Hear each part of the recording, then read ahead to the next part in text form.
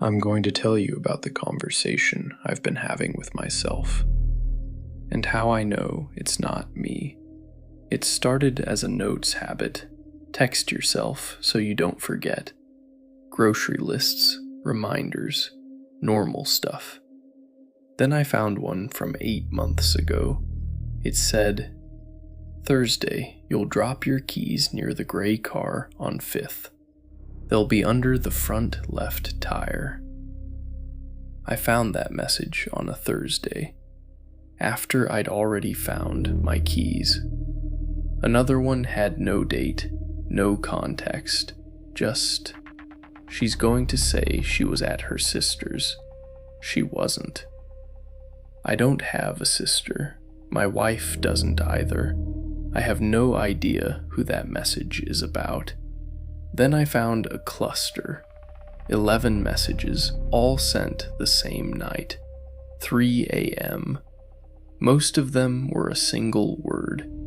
Remember, remember, remember. I checked my phone logs, my backup, my email. They came from my device. My fingerprint unlocked it each time. One of them said, "You're going to want to show someone this thread. You won't be able to." I took screenshots. I emailed them to myself. When I opened the email, the screenshots were there, but the messages in them were different. Grocery lists, normal stuff. I went back and read everything. They've been right about all of it. The keys, a parking ticket, a call from a number I didn't recognize. The message told me not to answer. I answered. The last message in the thread is dated 2 weeks from now, marked as scheduled. It says, "You're going to want to know who's sending these. The answer is going to feel like a relief." That's the part you should be afraid of. I keep trying to remember sitting down and typing these. The way you try to remember a dream, you know the shape of it, but the harder you look, the more it looks like someone else's handwriting. Then a new message, just now. Stop reading these. You already know what happens. That's the problem. The thing about talking to yourself is you always know when the other person is lying. When my mother died, I found 46 VHS tapes in her closet, all labeled, all dated. I was in most of them. I was always looking the wrong way. Every tape, different years, different occasions, Christmas, Easter, a birthday at a park. In every single one, everyone faces the camera.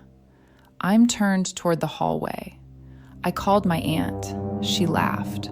She said, "Oh, you were always like that. You said there was someone in the hall." She said it like it was a funny memory, like I'd been afraid of the dark. I asked her what I said was in the hall. She said I called it the one who watches us practice. I was 4 years old. I had no idea what that meant. There's a tape from 1998. I'm sitting at the dinner table. The camera pans to me, and I turn, not fast, not scared. I just turn, back toward the hallway. There's one from 2001. I'm a teenager, on the phone, on the couch. My sibling is filming. I don't know I'm being recorded. I'm facing the hallway. In 2001, I was 13, old enough to know I was doing it, and I was still doing it. I went to the house last week. It sold in 2018.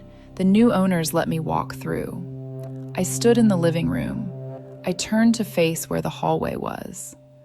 And I understood, for the first time, what you can see from there. Every couch, every dinner table, the Christmas tree, the cake. You can see everything. The last tape is from 1989. I'm 8 months old. I can barely hold my head up. A pair of adult hands holds me on the couch. My head is turned toward the hallway. My aunt said I started doing it before I could walk. She said she asked me once, years later, what I was looking at. She said I told her, "It's just counting us."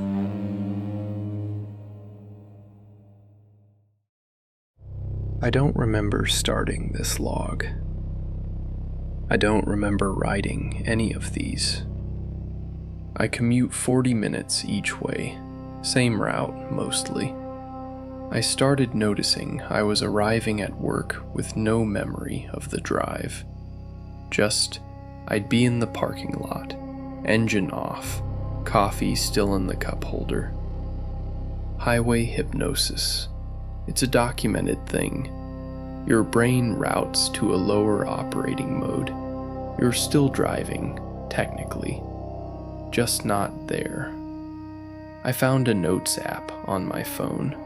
One note titled Drive Log, dated every weekday for 8 months.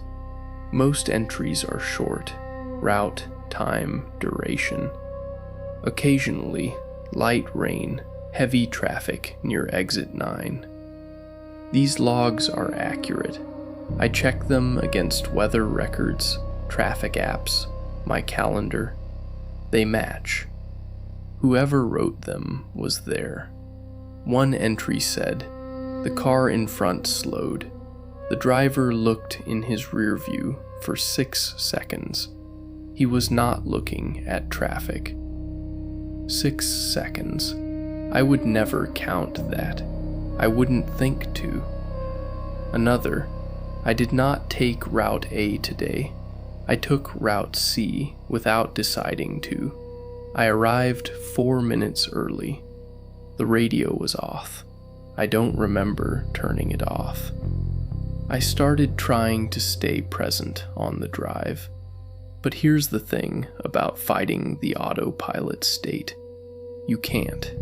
The moment you stop fighting, you're already somewhere else. Then I found an entry from that morning. I hadn't reached work yet when I found it. It described my commute. Slight fog. You stopped at the light on Morrow and looked at your hands for a long time. I had stopped at that light. I had looked at my hands. There was nothing on them. The last entry is timestamped 5:47 p.m. The return commute, which hadn't happened yet. It said, Route A, 38 minutes, nothing unusual. You'll think about this note the whole way home. Don't look in the rearview mirror near exit 9. I passed exit 9. I didn't look. And then the indicator turned on. Left. I took an exit I never take. Good.